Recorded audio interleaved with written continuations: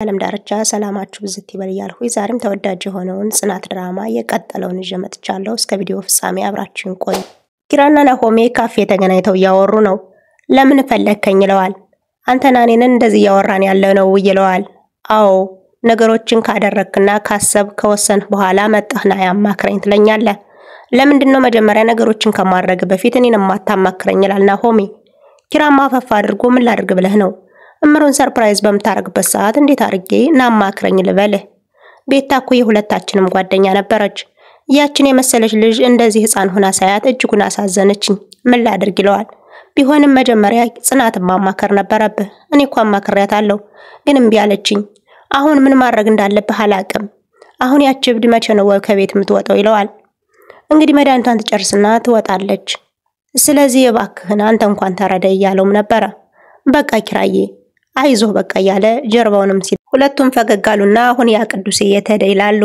እንግዲህ ቡናዋን ከስር ከስር እየተከተላት ነው የሚሆን። ካልሆነ ለምን ተሸክሟት አብሮ አያሻሽጣትም እያሉ ሙድ ይዘው ነበር። ቆይምጣና እነግርልሃለሁ ይላል ናሆሜ። በሌላ በኩል ጽናት በቀኑ ተኝታ ነበረ። ከተኛች በኋላም የሆነ ቅጀት ውስጥ ነበረች።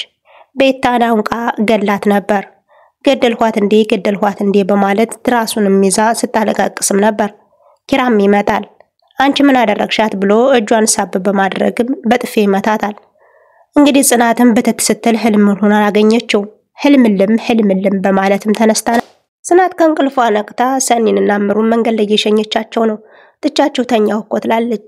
ውዴ ምን ሆነሽ ነው? ፊትሽ እኮ ልክ አይደለም ትላለች ሰኒ። አዎ በቀኑ ባልተኛ ይሻል ነበር፣ መጥፎ ህልም አየሁ ትላለች። ምን ሆነሽ ነው ብለውም ጠይቀዋት ነበረ። ቤቴን እኮ በትራስ አፍኜ ገደልኳት ስትል ሰኒ ደግሞ እሰይ ትላለች። እምሩ ደነገጠች። እሰይ እኔ እኮ መኮንን ባይኖረው ኑሮ ስንት ሰው አፍኜ ገል ነበር ትላለች። እባክሽ ተይ ትላለች እምሩ።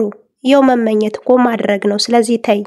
ጽናት ደግሞ አፈፋ አድርጋ አይ ኪራ እኮ በጥፌ መታይ ተናዶ ነበረ፣ ስነቃ ግን ህልም ሆኖ አገኘሁት በማለትም ስትነግራቸው ነበረ። እነሱም በቃ ይዞሽ ህልም ነው እያሉም ሲያጽናኗት ነበር። እነሱንም ሸኝታቸው እሷም ወደ ቤቷ ጽናት እነሱን ሸኝታ ወደ ቤት ከተመለሰች በኋላ ቤቲ ምግብ ስትበላ አገኘቻት። ምን ሆነሽ ነው? እግሬ ሲወጣ ነው አንቺ ሚረብሽ ወይ ያለች ጮኸችባት።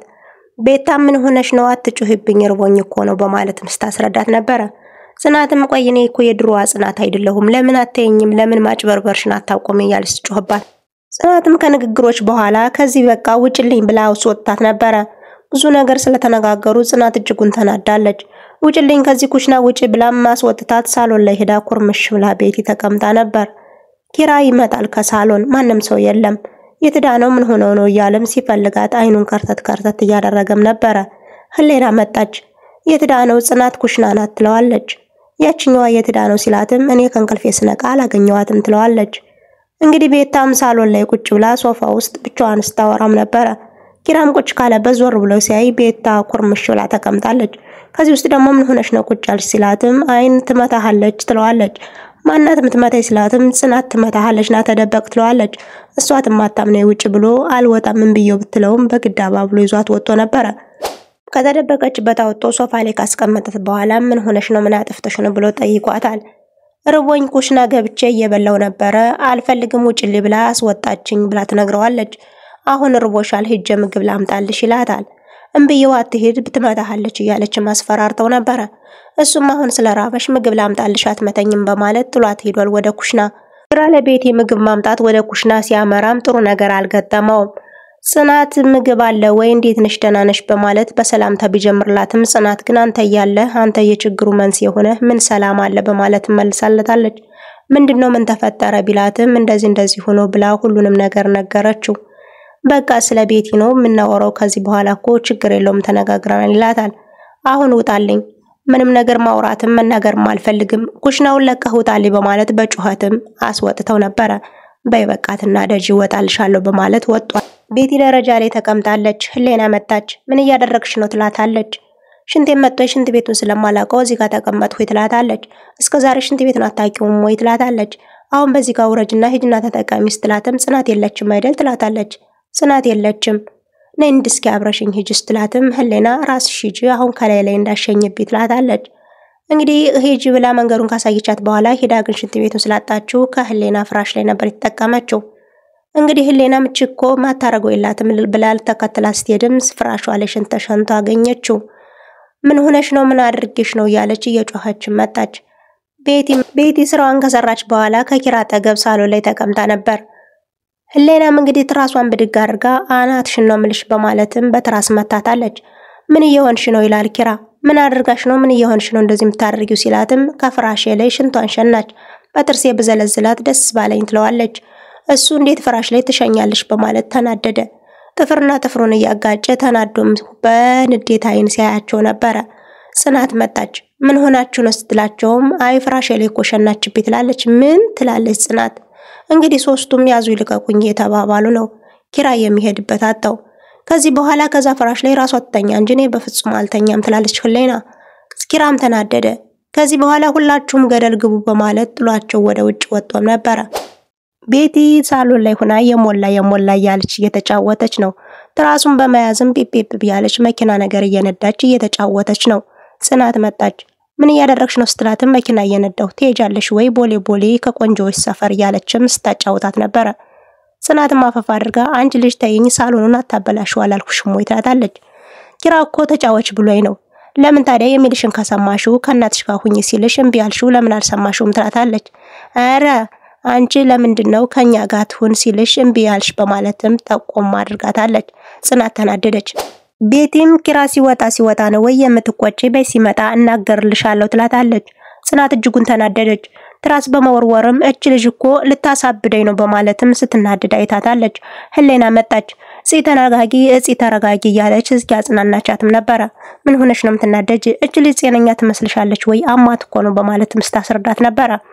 ጽናትም እንግዲህ እች ልጅ እኮ ጉዳቴ እመሜ ናት።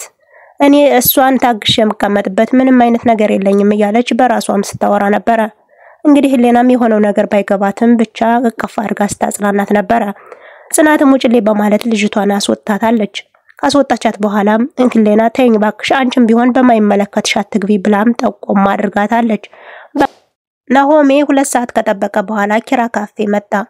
2 ሰዓት እዚሁ ታስቀምጠኸኝ እንዴት ትቀራለህ በማለትም ጓ ብሎ ተናግሮት ነበረ። ያቺ ቤት እኮ አለቀኝ ብላ ነው እያለም ሲያስረዳው ነበር። እኔ እኮ ምለው እንደዛ ስትለጣጠፍብህ ግን እንዴው ምንም አይመስልህም እንዴው እኔ ብሆን እያለ ወሬያቸውን ቀጥለዋል። ልጅቷ እንደ ህፃን ሆናለች ምንም ነገር ማድረግ አትችልም በማለትም አስረድቶታል።